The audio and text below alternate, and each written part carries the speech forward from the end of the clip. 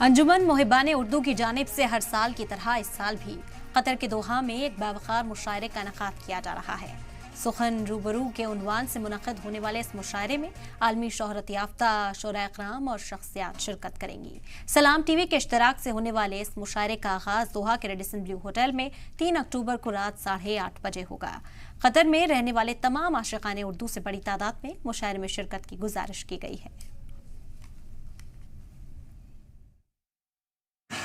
अपनी तहजीब व तमद्दुन, अपनी सकाफ़त और रिवायत और शेर व अदब की हिफाजत हम सब पर फ़र्ज़ है।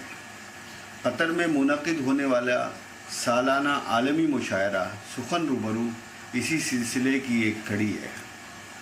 अंजुमन के ज़ेर एहतमाम गुज़िश्ता 15 बरसों से हर साल एक नहायत अज़ीमुश्शान और बावक़ार मुशायरे का इनेकाद किया जाता है, जिसमें दुनिया भर के तमाम अहम शोरा मदऊ किए जाते हैं।